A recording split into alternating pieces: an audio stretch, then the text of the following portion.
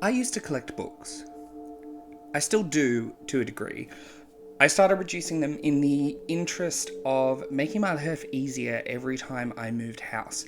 Every time I moved house, I would have to inevitably box up the books first, as they made the bulk of my, knick-knacky collections. They were always heavy, they were always harder to move than you'd think. You'd get a big box and fill it, and then realise you couldn't lift it because it was too heavy. They're just not the most practical things to move with. I used to collect new editions of books I already owned, back before Harry Potter became the problem that it is. I would collect new editions of the books, as if getting a new cover on a book would somehow refresh my love of that particular piece of work. Now that I'm a bit more settled, I am happy to have a more curated selection of books. It feels less like a bank of every single book that I've ever read, and more like a curated collection. However, despite cutting back, there is one series of books that I continue to return to.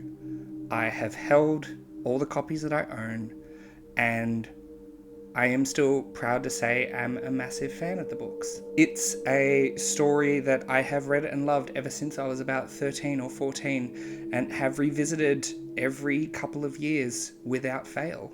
And every time walked away feeling a renewed love for the books. And I would say also it's the story that I've revisited most out of everything that I've ever read so far. His Dark Materials is a trilogy of fantasy books written for children. It is comprised of Northern Lights, The Subtle Knife, and The Amber Spyglass, all of which are written by Sir Philip Pullman. It is a much loved and much awarded series of novels which tells the story of Lyra Belacqua as she travels across the many worlds that she interacts with in order to uncover the secrets of dust with a capital D.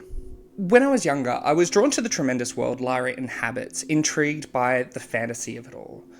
Over the course of the story, Lyra interacts with witches, armoured bears, Malefa, Galavespians, angels, and the ghosts of the dead. All concepts which spark in the mind of the young and illustrate a colourful and many-faceted world.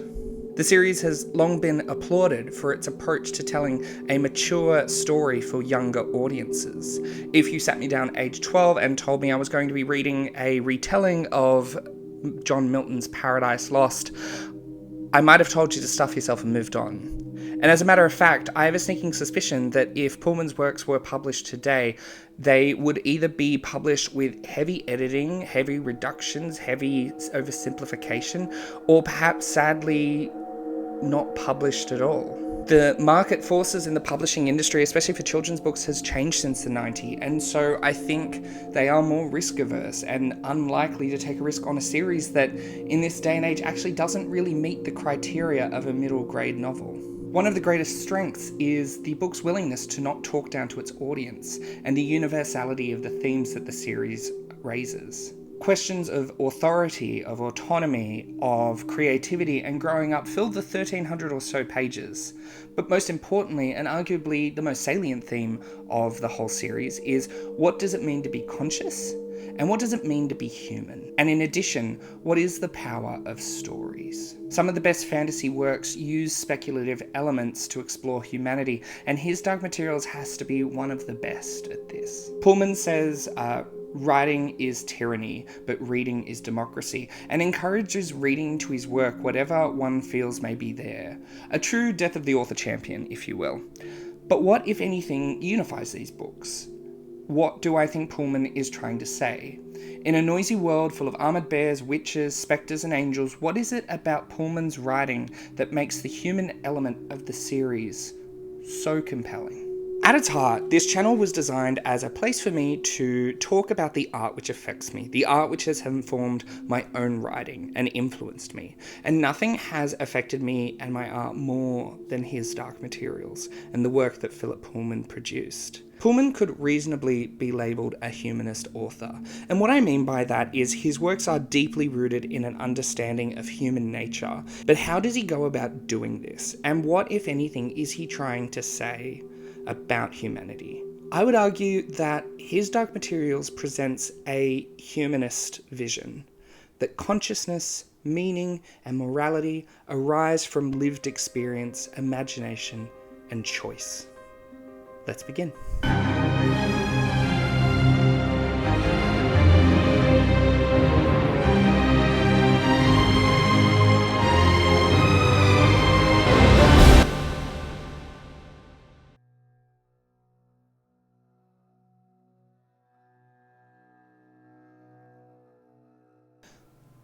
In 1993, Philip Pullman sat down with his publisher, David Fickling, to a lunch of bangers and mash, a meal he remembers not being very good. It wasn't a very good lunch. And the plan of this lunch was to discuss what he was going to write next.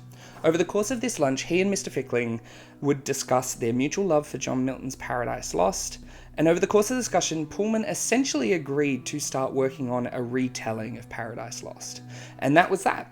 He didn't have a clear idea of where he was going to be going with that idea, but he did realise one thing very quickly. And then I went away and thought about this, and realised that what I'd committed myself to had to be a fantasy.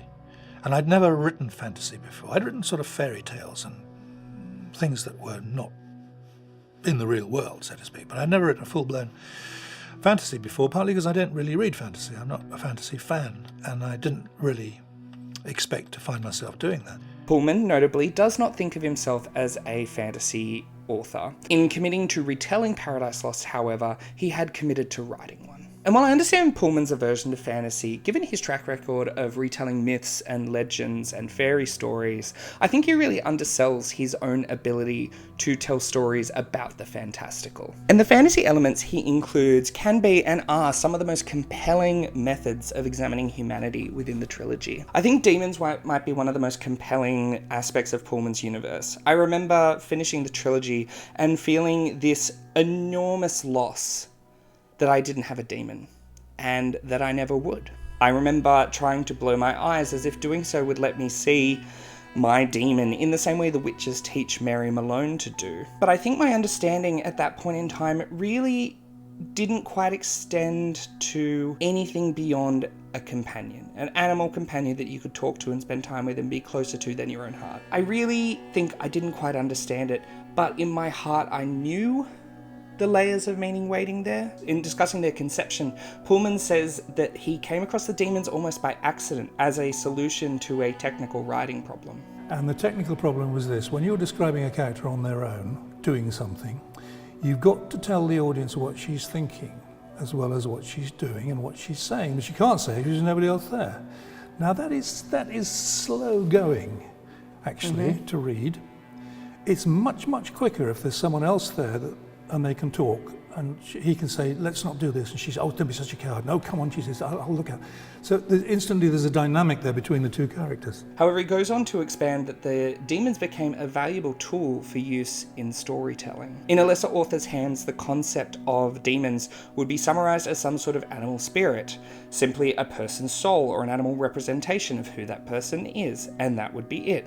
But in Pullman's hands, he's able to fashion the concept into all kinds of creative uses. Through the use of demons, Pullman explores conscience, selfhood, and sexuality while operating on multiple symbolic and philosophical levels, whether intentionally or not. Now, before I proceed further, I do need to let you know that I have a very, very layman's understanding of philosophy. Some of the concepts I'm going to discuss are very complex and took a bit of research, but I may get them wrong. If that's the case, you are welcome to write your hate mail in my comment section. And none of this is to say that these are exactly where he draws his inspiration from. Writing is at its heart a very subjective process, and what an author means and what readers interpret, a la Death of the Author, can sometimes hold a wide gulf between meanings. But we will do our best. When you look at the way Pullman approaches fantasy, you'll realise that he has a very classical approach to it. And what I mean by that is he draws a lot of inspiration from mythology and philosophy in creating his worlds. But he also draws on modern themes and concepts. He takes a very light-handed and realistic approach to his fantasy, and is noted for stating quite emphatically that he does not read fantasy, nor is he one who really writes it. It was only when he realised he was going to be retelling Paradise Lost that he had the epiphany he had committed to a fantasy. On one hand, some authors may bask in the wonder of the genre. Pullman, on the other hand, is very practical with it. When we first see Lyra's world, we see it steeped in a kind of Victoriana. He introduces book one with a note saying the story takes place across many worlds. It's familiar but quite different too. And while the concept of a demon was born out of necessity, he continued to explore what they were over the course of the books. They weren't just a throwaway idea or the solution to a technical problem as they were in the first instance, but an opportunity to really dig deep and understand what he was trying to say about humanity. He drew inspiration, and potentially the name, from Plato's demons, a being which exists as a kind of intermediary between humanity and the divine. Plato's demons were often associated with conscience or vocation. Look at the scene where Lyra argues with Pan about sneaking into the retiring room. "You're not taking this seriously," whispered her demon. "Behave yourself." Her demon's name was Pantalaimon, and he was currently in the form of a moth, a dark brown one so as not to show up in the darkness of the hall. "They're making too much noise to hear from the kitchen," Lyra whispered, "and the steward doesn't come till first bell. Stop fussing." On paper, this is a regular conversation, but if you stop and consider it closely, this is the act of a person arguing with themselves. It's the same sort of mental struggle that we might go through when we are going to do something that we know is wrong, or something that we know we probably shouldn't do but are going to anyway. And again, look at the scene a page or two later where Lyra points out that most servants' demons are dogs. Then a deep voice said, "Has Lord Asriel arrived yet?" It was the master. As Lyra held her breath, she saw the servant's demon, a dog, like almost all servants' demons, trot in and sit quietly at his feet, and then the master's feet became visible too, in the shabby black shoes he always wore. This is the vocational angle that Plato talks about with his demons, the way a person is especially suited to a specific role or occupation, and that is reflected in the self. Dogs for servants' demons, wolves for people with the aptitude to become soldiers, a snow leopard for an explorer, and a golden monkey for a beautiful woman with a dangerous side. A demon is usually the opposite gender of its person. There are some situations where the demon and the person share a gender, which Pullman notes is rare, but for the most part they are opposites. This dichotomy is similar to the Jungian concepts of the anima and animus. The animus being the unconscious masculine side of a woman, and the anima being the unconscious feminine side of a man. In Jungian philosophy, these aspects are something we must reconcile with to become whole. The words anima and animus are literally drawn from the Latin words for soul and spirit. This reconciliation draws similar parallels with the demons when they settle into their final forms. The person coming to terms with who they are and what sort of person they are going to be. Another angle we could examine the demons from is how Pullman could be channeling Chinese philosophical concepts of yin and yang, being that the duality maintains each other. By presenting a part of the female lead character as male, you are showing in some ways the balance of things. In this sense, his dark material suggests that humanity is not a singular, unified self, but a composite being made whole only through internal balance. Maturity then is not about suppressing one side of oneself, but embracing it and learning to live in equilibrium with it. The pain caused by separation from one's demon, whether emotional or physical, reinforces this idea: to deny a part oneself is to cause profound damage. And insofar as language goes, Pullman goes out of his way to point out that a person and their demon are a single entity. In the way the Holy Trinity is a single being, so too is this pair. Often, Lyra and Pantalaimon use the we pronoun instead of I. It's a subtle distinction, but a skillful one. Furthermore, the appearance of a person without a demon is described as being like witnessing someone without their head. Two of the most distinctive features of demons further deepen Pullman's exploration of what it means to be human. Before puberty, a child's demon can change shape at will. After puberty, it settles into a single permanent form. In childhood, the demon's mutability reflects a state of openness and possibility. The child is not yet defined, their identity, values, and future remain fluid, capable of becoming many different things. When a demon settles, however, this fluidity gives way to specificity. The settled form is not a limitation so much as a commitment, a reflection of the person the child has become. Pullman suggests that adulthood is marked not by infinite potential, but by self-knowledge. To grow up is to accept definition, to move from becoming everything to becoming someone. Humanity then is shaped as much by choice and constraint as by freedom, and identity is forged through the narrowing of possibility rather than endless exploration. The second defining feature of demons is the profound taboo against touching another person's demon. Act is treated as an extreme violation, an invasion of personal and psychological boundaries that draws clear parallel to SA. This rule is simple and universally understood. You do not touch another person's demon. Crucially, this taboo is closely tied with adulthood and sexuality. Children are largely unconscious of its significance, but as individuals mature, the rule becomes laden with meaning. Pullman uses this boundary to explore how intimacy, consent, and vulnerability develop alongside sexual awareness. To touch a person's demon is to bypass language, manners, and social performance, accessing the most private part of a person's identity. At the climax of Northern Lights, Lord Asriel and Mrs. Coulter, in a moment of passion, show what two demons do during a more intimate moment. The monkey's tail was erect. The snow leopard swept powerfully from side to side. Then the monkey reached out a tentative paw. The leopard lowered her head with a graceful, sensual acknowledgement. They touched. And when Lyra looked up from them, Mrs. Coulter herself stood there, clasped in Asriel's arms. His hands, still clasping her head, tensed suddenly and drew her towards him in a passionate kiss. Lyra thought it seemed more like cruelty than love, and looked to their demons to see a strange sight. The snow leopard tense, crouching with her claws just pressing into the gold monkey's flesh, and the monkey relaxed, blissful, swooning on the snow. In The Amber Spyglass 2, it is shown that between consenting adults, the act of touching another person's demon is something not only intimate, but permissible. Will put his hands on hers. A new mood had taken hold of him, and he felt resolute and peaceful, knowing exactly what he was doing and exactly what it would mean.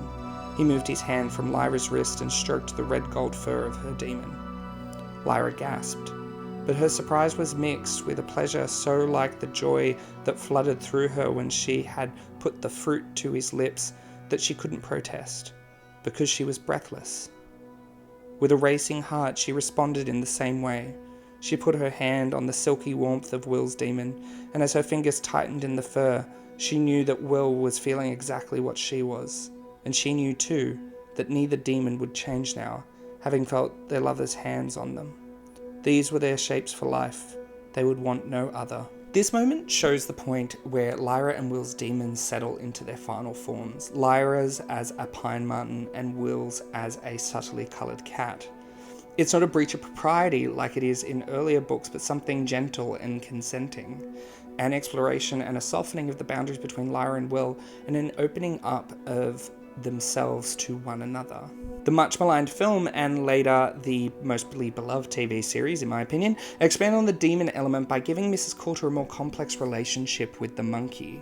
The book already shows her to have a somewhat difficult relationship, but the film and TV series really go out of their way to examine this further, and even make alterations to their dynamic to convey this. While this is mostly focused on the books, I think the strengths of the adaptations come from the writers and creatives understanding the tool the demons are and what they can be to writing complex and interesting scenes. There is a scene in the film where Mrs. Coulter is looking at a photo of Lyra and the golden monkey pulls the photo out of her hand. In a moment of anger, Mrs. Coulter slaps the monkey and then very quickly picks the monkey back up and consoles it. I'm sorry.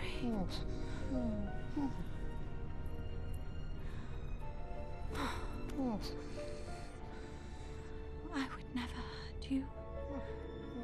And in that one moment, we get a sense of who Mrs. Coulter is.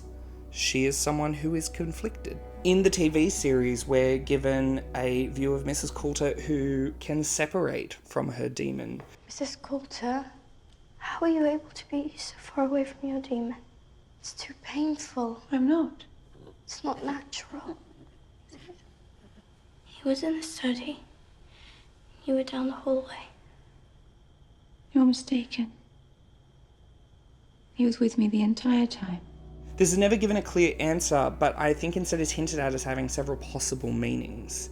As a viewer and a writer, I think the most powerful reading to this is treating it as a representation of her own detachedness and her own mastery of her natural state of being. This is also expanded on her ability to control the spectres. She's able to withdraw, whether due to trauma or self-determination, it is not clear, but this part of her that the spectres feed on is hidden away from them, allowing her to have mastery over them. By being able to separate from the monkey, a mystery created within the series quickly becomes a useful tool on how to represent the character. One of my favourite moments in the show is in season 2, when Lyra and Mrs. Coulter reunite in Lord Boreal's house. In a heated argument, Lyra shouts at Mrs. Coulter and tells her that she's nothing like her, because Mrs. Coulter had says, you remind me so much of myself. She goes, I'm nothing like you. And then has Pan attack the golden monkey in a very obvious mirror of their fight from season 1.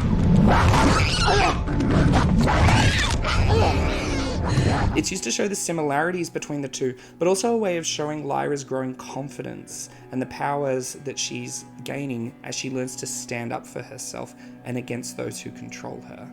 When acting as Lyra's carer, Mrs. Coulter has Pan turn away from Lyra while she is bathing. Then a bath, with thick scented foam. Mrs. Coulter came into the bathroom to wash Lyra's hair, and she didn't rub and scrape like Mrs. Lonsdale either. She was gentle.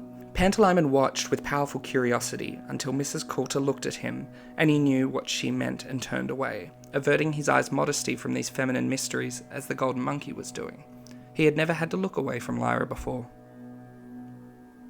Mrs. Coulter's actions suggest a belief that there is something shameful in being seen, even by one's own demon, during acts of bodily vulnerability.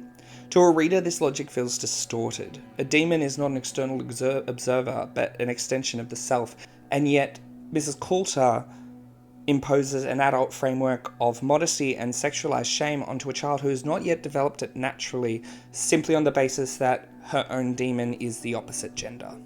On closer inspection, this act is about control. Mrs. Coulter is teaching Lyra that certain parts of herself require concealment, even from herself. This mirrors Mrs. Coulter's own fractured relationship with her demon, whose cold distance and silent observance suggests repression rather than harmony. By enforcing separation, she models a version of adulthood defined by secrecy, self-denial, and internal division. When they have an argument, Mrs. Coulter intentionally does not lash out herself. Instead, the golden monkey lashes at Pan by proxy. There's a removal from the violence. She is committing the act, but without actually performing it herself. This is a woman who is not accustomed to getting her hands dirty. She didn't finish the sentence because Mrs. Coulter's demon sprang off the sofa in a blur of golden fur and pinned Pantalaimon to the carpet before he could move.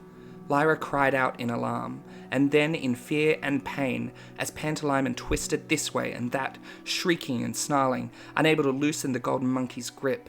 Only a few seconds and the monkey had overmastered him, with one fierce back paw around his throat and his back paws gripping the polecat's lower limbs. He took one of Pantalaimon's ears in the other paw and pulled as if he intended to tear it off. Not angrily either, but with a cold, curious force that was horrifying to see and even worse to feel. What I think is happening here is we are conveying Mrs. Coulter's cold, calculating nature. I think of this scene being like witnessing a child being cruel to an ant.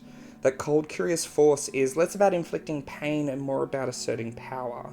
Mrs. Coulter is a woman who likes to be in control, and whether she knows it or not, she's gone through great personal adjustment to get to that point. What Pullman is doing here is conveying how much these demons are part of ourselves, an essential and inextricable as a heart or a brain, which, as the story goes on, helps us understand the horrors that are being committed by the Magisterium and the Oblation Board. The little boy was huddled against the wood drying rack where hung row upon row of gutted fish, all as stiff as boards. He was clutching a piece of fish to him as Lyra was clutching Pantalaimon, with both hands hard against her heart. But that was all he had, a piece of dried fish, because he had no demon at all. The gobblers had cut it away. That was intercision, and this was a severed child. The care and depth with which Pullman develops the concepts of demons is masterful. His Dark Materials do not treat its central idea as a novelty or an aesthetic flourish, but as a fully integrated system with psychological, social, and philosophical consequences. This is one of the defining traits of effective fantasy. It doesn't just introduce these imaginative concepts, it interrogates them fully and to their greatest extent. Good fantasy does not skim the surface of its ideas, it asks what those ideas mean. in daily life, in relationships, in institutions, in moments of intimacy or crisis. Pullman exhausts the demon concept by allowing it to permeate every layer of his world. Demons affect how people behave in public, how they understand shame and desire, how they raise children, how power is exerted, and how violence is enacted. The thoroughness extends beyond Lyra's world. When the narrative shifts to the other worlds, we are invited to understand humanity by contrast. The demon changed again. He did so in the flick of an eye, and from a goldfinch he became a rat, a powerful pitch-black rat with a red eye. Will looked at him with wary eyes, and the girl saw his glance. "You have got a demon," she said decisively, "inside you." He didn't know what to say. "You have," she went on. "You wouldn't be human else. You'd be half dead. We seen a kid with his demon cut away. You ain't like that. Even if you don't know you got a demon, you have. Your demon ain't separate from you. It's you, a part of you. You're part of each other." Having a demon is part of your humanity, and whether it is visible or not, every sentient being has one. Like I said before, the idea of a demon is one Pullman explores in depth, beyond just the simple act of giving every human one. He asks why and who would have a demon, and if they don't have a demon, what do they have in its place? It seems to me that any being capable of having an identity, capable of sapience and higher thought, receives some sort of demon or demon proxy. In this way, the demon acts as a kind of key to consciousness. In the way that when Eve ate the apple and the demon settled, so too do the other sentient races have acts which represent the passing of childhood into adulthood. The Panzerbjorn or armoured bears have their armour which they make and maintain, and an act which had to happen for the first time in history at some point. The Malefa have their seed pod wheels which help them get around to see Sraff, to see dust, so that they can understand the ways of the world. When they're young, the Malefa can't ride the pods and therefore don't have access to the oil within. Despite appearing like animals, both are shown to have a rich societal set of traditions, lives and communities, and as Mary Malone, when she visits them, states, they are the people of that world. When in the world of Cittàgazze, Lyra is able to recognise that when a spectre eats, it is eating a person's demon, leaving them devoid of life, emotion and personality. They become zombies. So a demon isn't exclusively a Lyra's world concept, but instead something far greater and broader, and perhaps a piece of language being used to represent something that we in our world would have a different word for. If we look at what Pullman says here, the demons are his way of examining humanity, of stripping what it means to be human back and ask how else can we convey humanity. I think this, as well as the other topics that we're going to touch on, can be summed up nicely with the following quote from Lord Asriel in Northern Lights. When discussing the story of Adam and Eve, Lord Asriel says, "Think of the story like an imaginary number, like the square root of -1. You can never see concrete proof it exists, but if you include it in your equations, you can calculate all manner of things that couldn't be imagined without it." He's not a fantasist, but by including a fantasy element, he's been able to go deeply into the human condition and examine it. It's the imaginary number in the previous quote. Including it into the story allowed him to create all kinds of scenarios that couldn't exist without the demons. The demons are able to show the conflict in a person and convey their humanity, or lack thereof. It is a tool which can show how detached a person is from themselves, the dual nature of a person and the conflict within. But it's not the only part that identifies a human. As Pullman examines growing up consciousness and science within the trilogy, at the heart of it is a single idea, the linchpin around which everything seems to turn, and the core part of his thesis. I am, of course, talking about dust.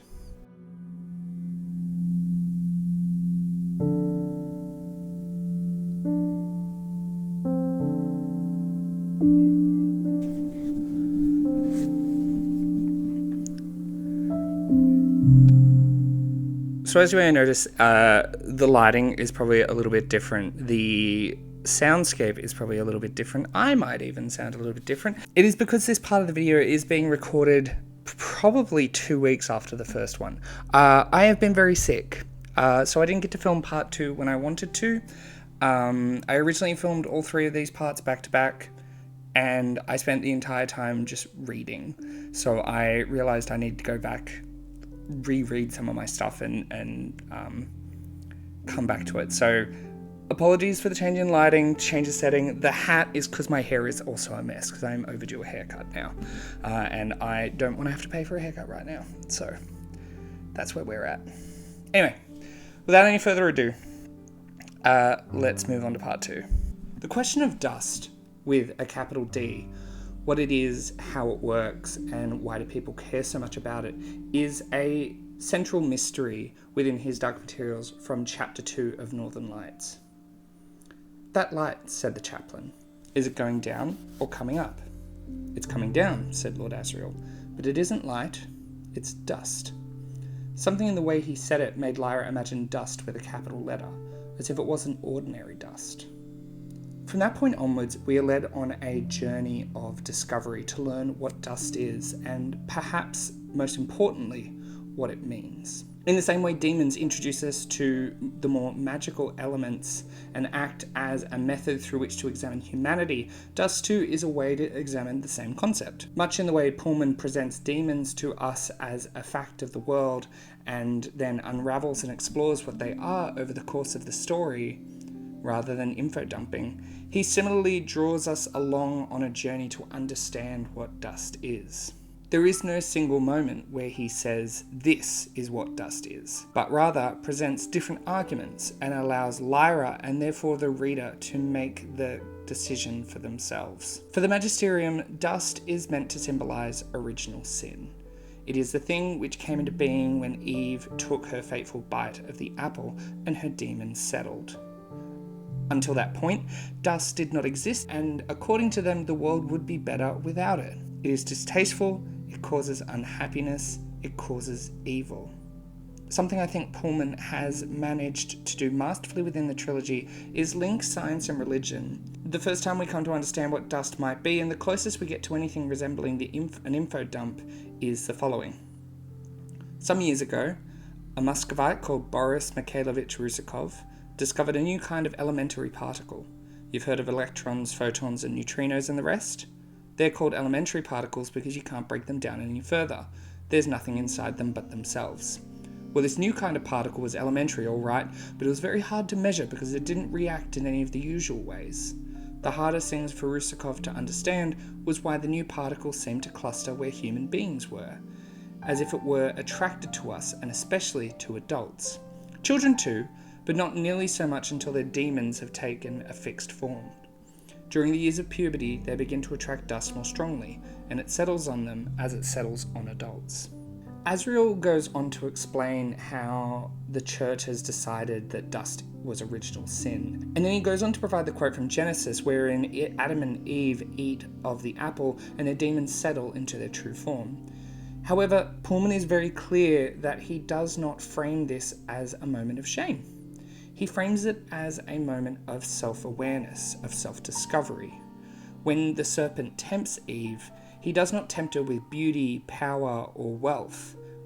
He says if she eats of the apple, then she will be as God, knowing good and knowing evil. She will know. The desire to know, therefore, was the first sin. And from that, dust began to flow, with God punishing her for her choices. Now labor would hurt, humans would have to work the land, and they would never be allowed back into Eden. Pullman frames this several ways. In some ways, Pullman is framing this as a triumph, a victory of self-determination and self-discovery. The shame Adam and Eve experience is simply that of becoming self-aware. He's also framing it as the transition from childhood to adulthood, from innocence to experience, which is a core theme of the series.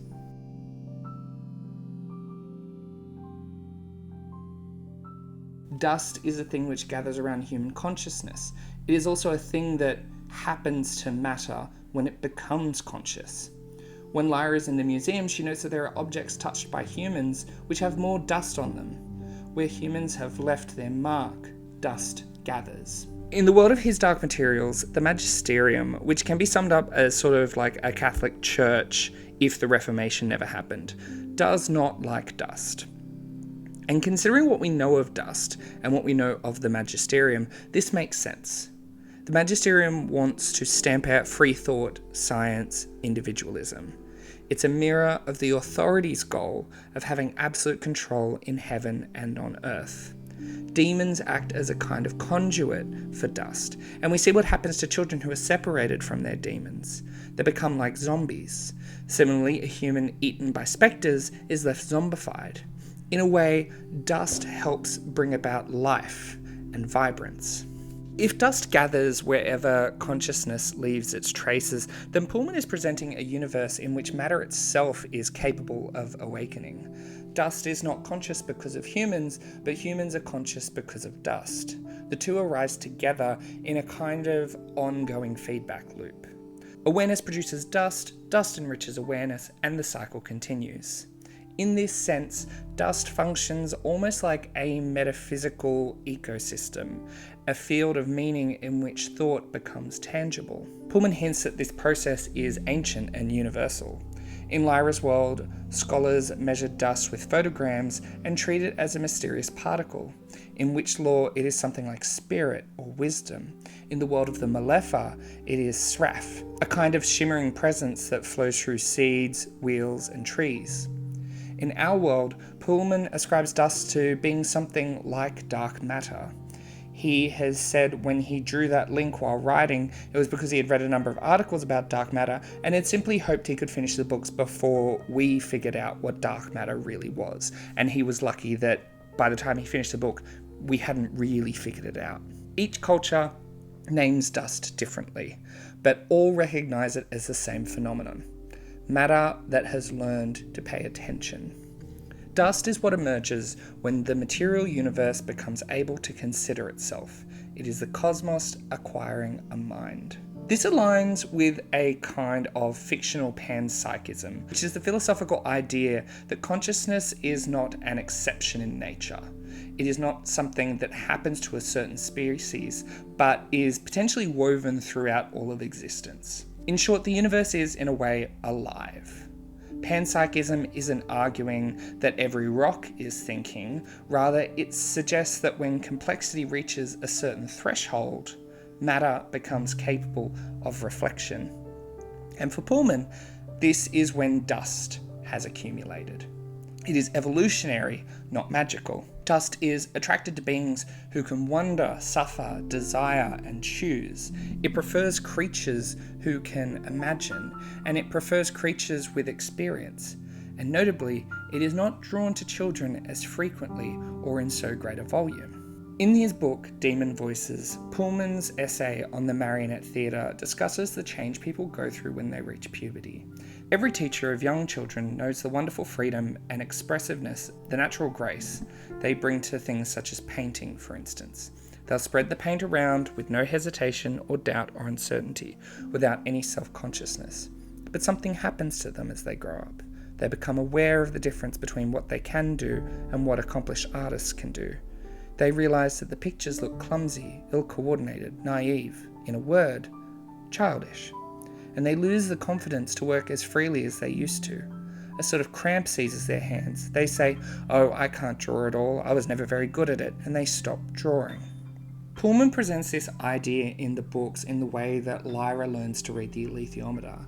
Throughout the series, it is remarked that she is able to do something very few scholars can do without formal training, but she seems to have managed by grace alone. When she sits down to read it, she places her mind in a state of negative capability, a phrase coined by John Keats. It in essence means opening up one's mind to ideas, embracing uncertainty and doubt without reaching after fact or reason. It's going by the vibe of a thing, in a way. In summing up, it's the Constitution, it's Mabo, it's justice, it's law, it's the vibe, and no, that's it, it's the vibe. I rest my case. And by the end of the series, when her demon Pan has settled, she is no longer able to read the alethiometer. When she asks why she can no longer read the alethiometer, there comes the following exchange. "You read it by grace," said Zephania, looking at her, "and you can regain it by work. How long will that take?" "A lifetime." She has become clumsy in her way of doing what she once did with ease. She questions herself. As one child recognises more masterful art strokes in a better work and in time puts the pen away, so too does she discover that she cannot read the alethiometer the way she could before. And so she is changed. She becomes more fixed in her way of being, less open to the possibility of the world as her scope narrows in and the woman she is going to become starts to reveal itself. I don't think it's been better described, actually, than in an essay by the German romantic writer Heinrich von Kleist, in an essay which he called On the Marionette Theatre, which deals with this loss of, in Blake's terms, innocence, this coming of experience, this time when we lose a sort of sense of jointness with the world, when we feel isolated from it. It's something that you either have to live with or go through or come to terms with or something, because we're not the same after it. And this is what I was writing about at the end of His Dark Materials, when Lyra loses the power to see, to understand this instrument that she's had, the alethiometer. She can't read it anymore. She's lost the power to do that. But there is another way, which is by learning, by intellectual graft, by hard work. In Kleist's terms, he describes a dancer who is free of self-consciousness, wonderfully free in all her movements and so on. But that's because she has learned consciously to do the things that previously she did unconsciously. Now, this isn't something that I can relate very closely to left hemisphere, right hemisphere thing, but it's something that interests me greatly because it's what Wordsworth was talking about with Shades of the Prison House. It's what Blake was talking about in Innocence Changing to Experience. This limitlessness is symbolised by the demon's ability to shift into infinitely possible forms when in childhood and settling into one as you reach adulthood. Dust, therefore, is attracted to conscious choice, conscious action, and conscious effort. A chess piece whittled by hand is going to draw more dust than something fabricated by a machine. A story told by a human is going to be full of dust, as opposed to, say, a story written by AI. As a child makes more choices and becomes a master of their own ship and starts to remove themselves from the care of their parents, the dust begins to gather and they become more aware of who they are, what they like and what they don't like, what they can and can't do, and what they want to do. Ask a child what they want to be and they might respond with a doctor or an astronaut. Ask them when they're more mature and you may get new answers. They might want to work in business, hospitality, or retail. As they understand themselves more, these choices dwindle down. Even I, age 34, relatively young, sit here and realise I probably don't have the opportunity to change my job again without really throwing my life progress back a good decade. The world feels huge, but I still feel like it's become more limited. I know where I'm likely to be in a year's time. I know what I enjoy and what I don't. I know my strengths and my weaknesses, all gained through experiences of trying things and trying them again. I've learned my limits by bumping into them, and discovered my biggest joys by pouring my time into them. What makes Pullman's conception so interesting is that dust is not omniscient, nor is it divine in the traditional sense. In fact, he points out that angels are beings made of dust, made of spirit. And in a way, what he is saying here is that divinity is simply consciousness at its absolute extreme. It is matter which is aware of itself. Humans and angels share this trait of being self-aware, and in making this link, he is showing that humanity is also divine. Even the authority, the so-called God of this universe, is just the first conscious form that condensed out of dust, not the creator as he lies to others about. His divinity that he has forged has been done through lies and dishonesty and a desire of power. It is a false divinity, because in Pullman's world, all conscious beings are essentially equal. Pullman's point becomes unmistakable. The divine is not something above the world, but something that arises within it when matter becomes conscious. And everything which experiences it, everything which adds to it, examines it, explores it with curiosity and questions with openness, is divine. This reframing has huge consequences for how we read the trilogy. If dust is conscious matter, then the Church's attempt to destroy it is not a war on sin, but a war on consciousness itself. It is in the magisterium's interest to have people who are subservient, dumb, and incapable of critical thought. To banish dust is to erase curiosity, imagination, and desire, and moral choice, all the qualities that make human life meaningful. When Azrael speaks of dust dying, it is the threat of a universe returning to inert material, a cosmos without thought. Wake up, sheeple! Use your brain. Seen this way, the struggle in His Dark Materials is not between good and evil in the biblical sense. It is a struggle about whether consciousness should be allowed to flourish. Dust represents the universe's ability to know itself, and the trilogy ultimately argues that this self-knowing is precious, fragile, and also worth fighting for. While dust is a fantastical concept, Pullman treats it more like a metaphor, or like the imaginary number that we referenced earlier. If it's included in calculations, then all sorts of things become possible. In a discussion between Pullman and panpsychist Philip Goff, he discusses part of his outlook on the world. It's up to us. We have to, how do they put it? Existence comes before essence. Essence comes before, no, existence precedes essence. Precedes essence. Yeah. In other words, we're not born with a lot of assumptions and predispositions and so on. But we have to create ourselves out of the bare fact of our own existence. And I quite like that. So that was where I come from. I won't say philosophically, it wasn't anything near as grand as that, but that's where I come from in terms of feeling. But also, a big part of what made me was poetry, especially the poetry of the English Romantics, Wordsworth and so on. And from them, I had a sense that the world is actually full of life.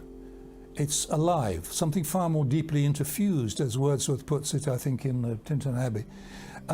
And so Philip's notion that consciousness pervades everything and is in fact the ground on which everything else exists was very, very attractive to me. It made sense. It made sense in an emotional as well as intellectual way.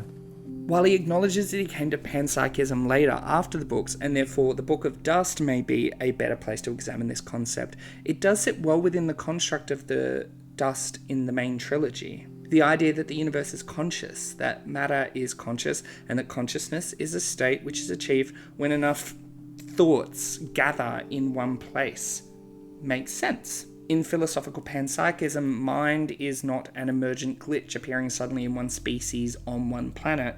Rather, mind is latent in matter, gradually expressing itself through increasing complexity. It is a continuum rather than a miracle with a binary on and off. The Malefa perceive this intuitively. Their relationship with Sraf, or dust, is not religious, it's not scientific, but it's lived. They inhabit a world in which mind and matter are intertwined so tightly that the distinction barely exists. Their ecology assumes a panpsychist universe, one where meaning flows through seeds, wields, trees, and beings alike. When Sraf diminishes, they feel it not as divine punishment, but as a thinning of the world's awareness. Their world is dying, as Mary discovers, and it requires dust to fix it. The biology of the world relies on consciousness. Pullman uses this framework to shift the moral axis of the story. Instead of asking whether knowledge corrupts, as the story of Adam and Eve suggests, he asks what happens when consciousness is threatened. In a panpsychist universe, the purpose of conscious beings is not obedience or purity, but participation, the sharing and sustaining of awareness. Humans are not separate from dust, but collaborators within it. When they love, imagine, create, and choose, they feed the universe's capacity to think. If dust is consciousness made material, and if the worlds are starving for it, then Lyra's fall, with will, becomes the moment in which the universe is renewed. Pullman deliberately positions this scene as an echo to the Edenic myth, but he inverts nearly every element of the Christian narrative. Instead of a fall into sin, it is an ascension into awareness. Instead of punishment, it brings flourishing. Instead of the end of innocence, it is the beginning of moral agency.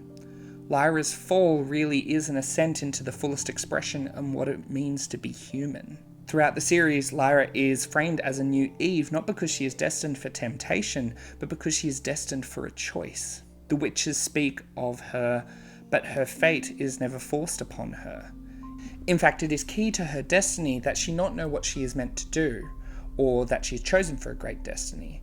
What matters is not that she is chosen, but that she chooses. When she and Will finally act on their love, they do so freely and in full obliviousness of the consequences and results. This freedom is precisely what Dust responds to. This is why Lyra and Will's final decision to return to their own worlds, close the doors between the worlds, and open no others. Again, we are ignoring Book of Dust. That's a different video. That's why it matters so much. They are choosing the care of the worlds, of the universes, over themselves. They become, in a way, custodians of the process by which life and consciousness can continue to flourish. They mark the greatest act of rebellion against those who wish to see them diminished by choosing selflessly. Dust depends on life, and life depends on dust. There is no beginning or ending to it. Ashes to ashes, dust to dust. But of course, in closing the doorways, there is one door that was allowed to be left open. Which leads me to the final subject of this essay, and the final point that Pullman has to say on humanity.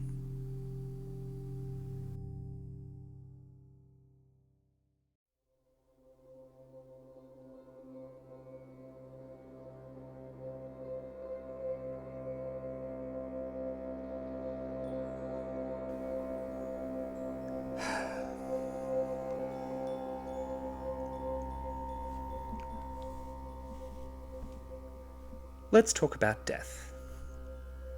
In the Amber Spyglass, after going through the suburbs of the dead, Lyra, Pantalaimon, and Will head to the edge of the water and meet a boatman. Drawing on my earlier reference of Pullman's penchant for classical allusions, the imagery here draws parallels to the river Styx. The boat, the boatmen, even the cost to cross. Before entering the world of the dead, they must cross the water, but Lyra must leave her demon behind. If you come, he must stay. But we can't, we'd die. Isn't that what you want? And then for the first time, Lyra truly realised what she was doing. Lyra and Will try to reason with the boatman, but he explains that this process isn't a rule that you can break. It's a law as inevitable as gravity. This draws on the classical division of a person. In some modern sensibilities, the words soul and spirit could be used interchangeably. Our bodies die, and our spirits or our souls carry on. But in the classical sense, the soul and the spirit were actually two separate parts, with the body representing the third part of the Trinity. The body, or soma, was the material, physical component of a human being which is mortal. It's the part that dies. The soul, or psyche, is generally understood as the principle of life, the animating force that distinguishes a living body from a corpse. This would be a demon in Lyra's world. Think again back to the idea that a person without a demon is like a person without their head. And then there's the spirit, or pneuma, or thymos, often associated with breath or an animating force. In some philosophical views, it was considered a more subtle aerial substance that communicated the faculties of the soul to the bodily organs. Within Christian theology, particularly the trichotomous view, the three parts are seen as distinct components of human nature. The body is the physical or material part that interacts with the physical world through the five senses. The soul, often described as the seat of personality, including the mind, will, and emotions. It is the self-conscious part of a person. This would again be the demon. And then the spirit, the innermost part of a person, the aspect created to connect and commune with God. According to this view, it is in the spirit that a believer is regenerated or born again. The soul acts as a medium between spirit and the body, a neutral ground where free will is exercised. So when we think of death in this sense, then we think of the body as being the part which dies, the part which is left on earth to be buried or burned. The spirit is the thing which goes on to the world of the dead, and the soul is the part which winks out of existence, the demon disappearing and returning to dust in his Dark Materials. When crossing the river, Lyra has to leave Pan behind. Will mentions feeling similarly distraught as feeling like he has lost something. And when they get to the world of the dead, they discover that the longer you are there, the more of yourself is lost. We are presented with one of the greatest horrors and tragedies of Pullman's universe. That the afterlife presented in the books, the one supported and managed by the authority, is one in which no person is whole, and existence is a type of prison. The world of the dead is a dark, shadowed place, presented like a type of cave system devoid of light and life. These people are permanently separated from the thing that made them them. Their identity is gradually drained away until they are just shadows. When Lyra goes into the world of the dead to rescue her friend Roger, it is for two reasons. One, because she knows he is suffering, and two, because she blames herself for his death, and in going to rescue him, she hopes she can make up for that fact. The stakes are personal, yet the action she takes creates something more universal and fulfilling. She meets the Harpies, who act as prison guards. They treat the dead cruelly, but Lyra, being of the living, fights this. She learns that telling them true stories nourishes them, and thereby keeps them at bay. She gives one of them a name, and makes a deal with them that when the dead arrive, they will need to tell them stories, true stories specifically, stories of their lives to show that they've lived. And if they do that, then the Harpies must guide them to the opening. Lyra and Will guide the dead through the caves, and once up high enough, they cut an opening out which allows the dead to leave, to disintegrate, to become part of the world. From dust they were born, and to dust they will return. When you think about it deeply, death in Pullman's world is one in which you are put back into the world in some manner. A demon fades into dust, your body is given to the earth or the flames, but death prior to Will and Lyra cutting the opening is traumatic. It's inhuman. Not only that, but if we look at it from a biblical point of view, eternal life after death in heaven is a lie. Instead, you go to a prison and you watch yourself fade. You have lost your body, you have lost your soul, and all that is left is your spirit, which is so riven from its other parts as to eventually forget who it was and is. But in cutting an opening, in giving the spirits a way out of the world of the dead, Lyra complete to continue the cycle of consciousness once more. Not only that, but it seems to be a good feeling for the ghosts, a kind of catharsis at the end of the trek to the opening. A final journey for the spirit to wander before it is sent back into the world. The first ghost to leave the world of the dead was Roger. He took a step forward and turned to look back at Lyra and laughed in surprise as he found himself turning into the night, the starlight, the air. And then he was gone, leaving behind such vivid little bursts of happiness that Will was reminded of bubbles in a glass of champagne. But if we look at the journey of the dead too, we begin to see what matters Pullman values most. And in some ways, it is one of the great unifying ethoses of the trilogy. Tell them stories. That is what the dead are told. Tell the Harpies stories, and they will lead you out of the world of the dead. What the Harpies value most is truth, and what they want to see is experience. They want to judge the stories not for their moral value or their ability to wow you or leave you awed. It is for their truth and their honesty, for the way in which a person can examine their life and recount it truthfully, against which people must be judged. A person who has not lived, who has not experienced, who has not brought dust into the world, and is not themselves able to show what they have done through words, will not be guided. If they live in the world, they should see and touch and hear and love and learn things. We shall make an exception for infants, who have not had time to learn anything, but otherwise, If they come down here bringing nothing, we shall not guide them out. Thereby death becomes a sort of test. If you have lived well, if you have loved, if you experienced broadly, not if you're good or powerful or rich or kind, if you have experienced, you'll be rewarded with eternity. Every atom of your being allowed to nourish the flowers, the stars, the lives and experiences, bringing the universe to life. Therefore, death becomes not an ending, but a continuation, an eternal ongoing of life, which feeds new consciousness, which leads to thought and creation and creativity.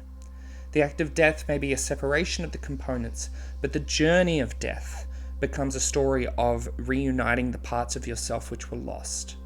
When Lyra and Will are told at the end of the Amber Spyglass that they must separate, they say, "I will love you forever, whatever happens till the day I die and after I die.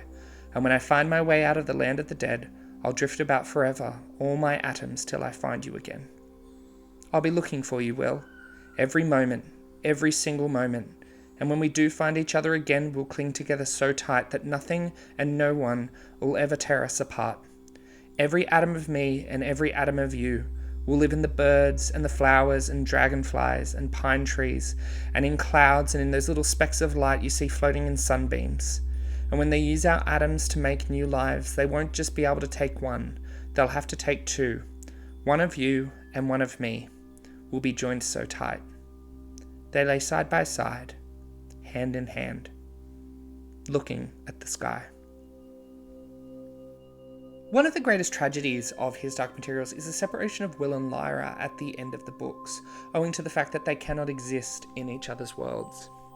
Owing to the void and spectres created by the openings between worlds, they cannot have a single gate to connect them, as the only gate allowed to remain open is the one connecting the world of the dead with the rest of the universe. And finally, they cannot live in each other's worlds, for that will result in a shortened life, and they will weaken and die before long. For this reason, both must live in their own worlds. And they both acknowledge that they cannot live for each other, just pining and missing each other. They must live for themselves. Build the Republic of Heaven where they are. And because they know what awaits them in the world of the dead, they know they have a responsibility to love and experience and do things.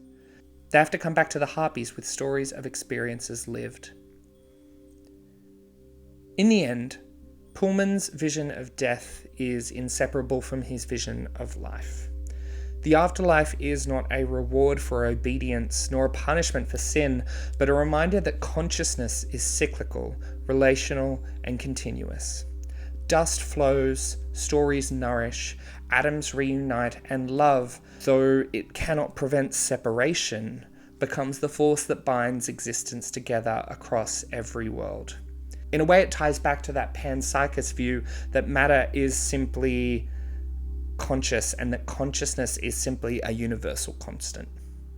Lyra and Will parting is tragic because they have learned the cost of living deeply, but it is also the moment in which they fully embody Pullman's humanism, the belief that meaning is made through experience, through curiosity, through the courage to act even when you know you will lose something. Death, similarly in his Dark Materials, is the final return to that cycle, a gift you give back to the universe with the stories of your life as its proof, a repayment of the experiences given so others can go on after you've reached your ending. And speaking of endings,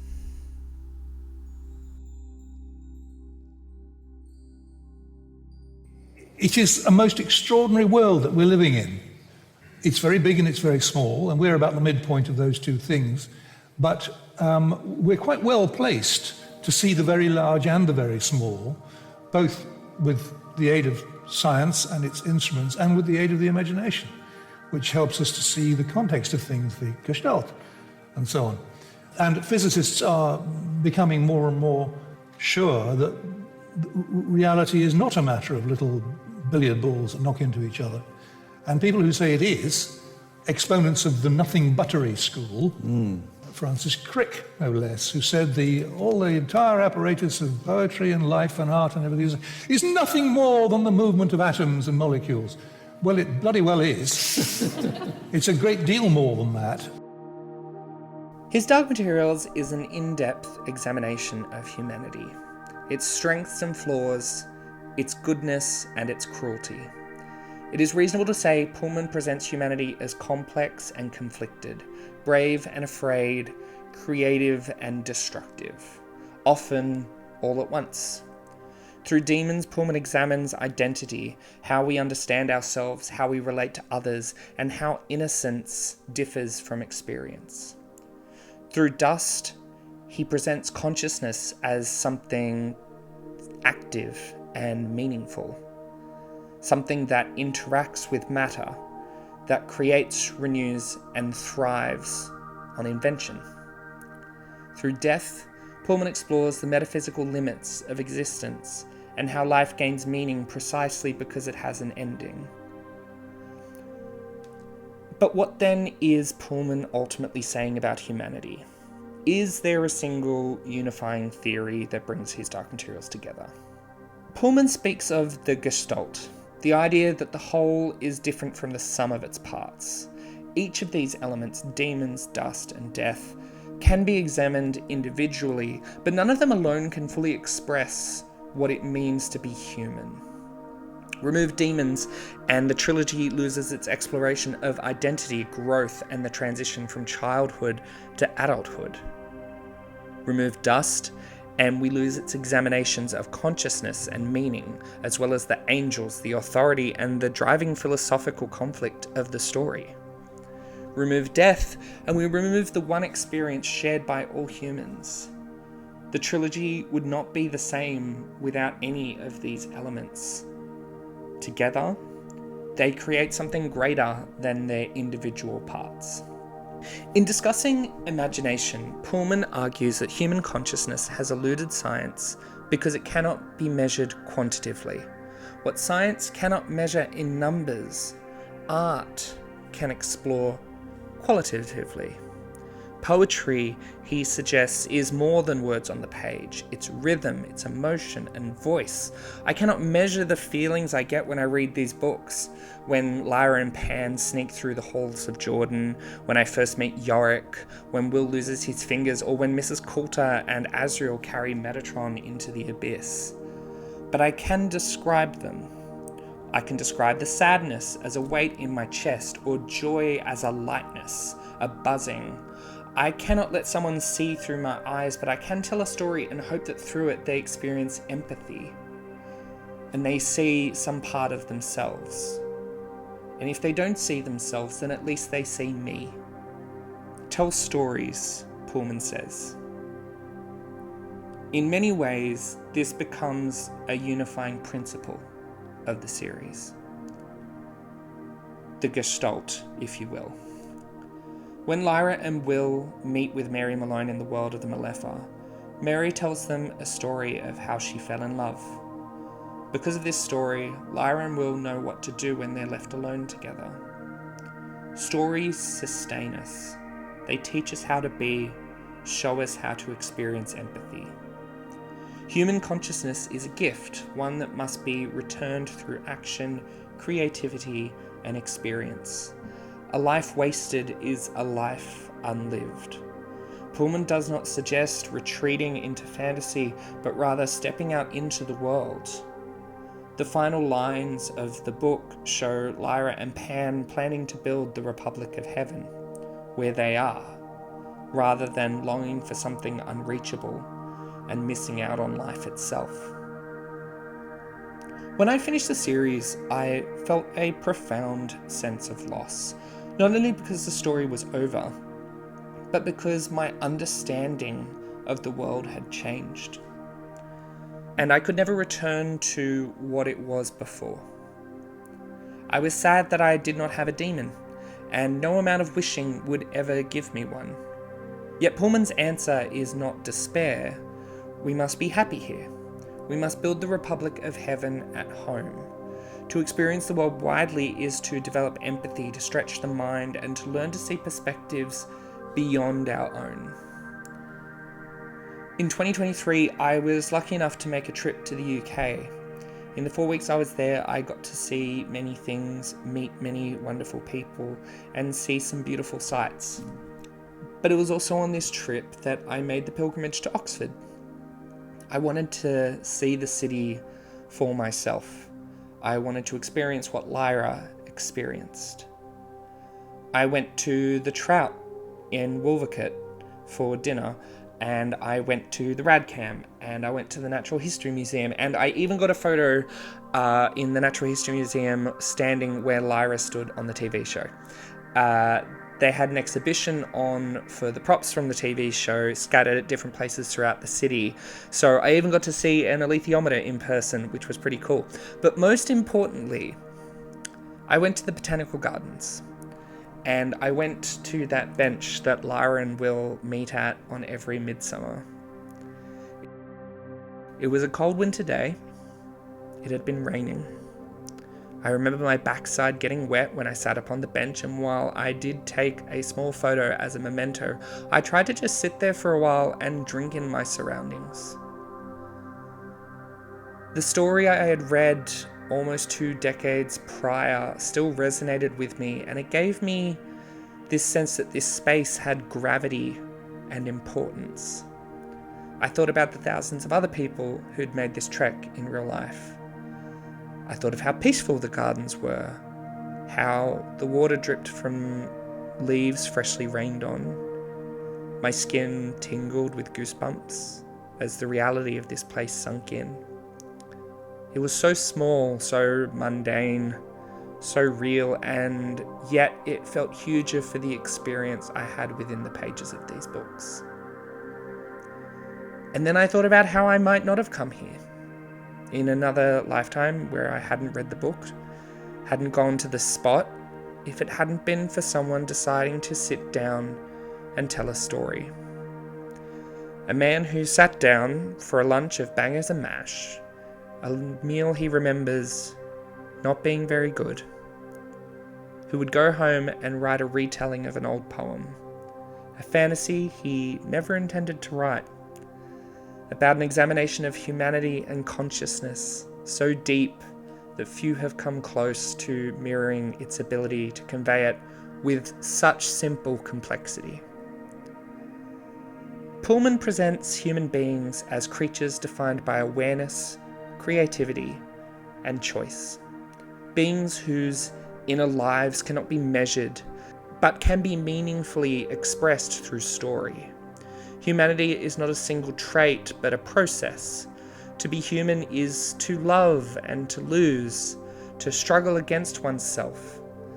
To build the Republic of Heaven is not to escape suffering or limitation, but to live fully in spite of it.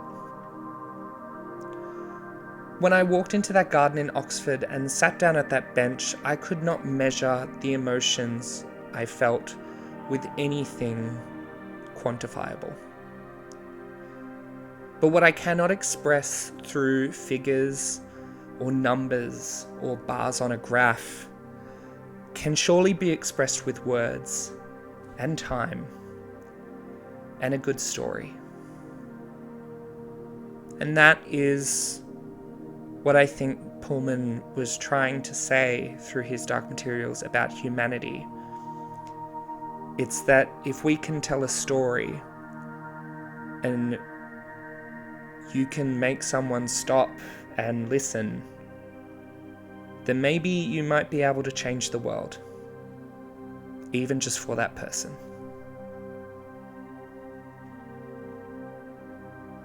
Thank you.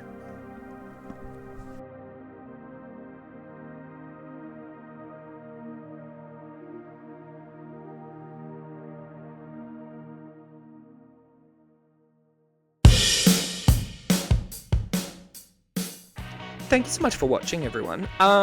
This was a long time coming. I'm so sorry that it took so long. I'm hoping my next one comes out a lot quicker than this, but given my track record, you know what, give it 3 months.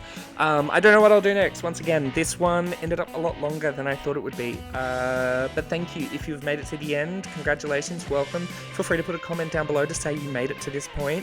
If you made it to this point, I don't know, tell me you think my hat's nice. My hair is still a mess, so hence the hats, but, you know, we make do. We will rebuild. If you want to follow me on any of my socials, they're all down below. I have a new book coming out February 14th. It is called Nestled with the Nameless One. It is very silly. It is very lovey-dovey. It's a little bit spicy, but it's not a crazy amount of spice. It's just a little bit. So, you know, don't let the fact it looks like a Mills and Boon romantasy throw you off. It has a lot of heart.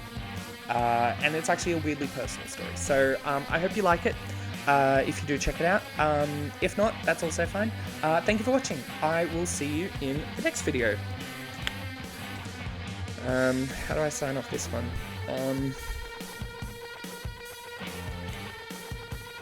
No, I don't know anything good. Anyway, bye.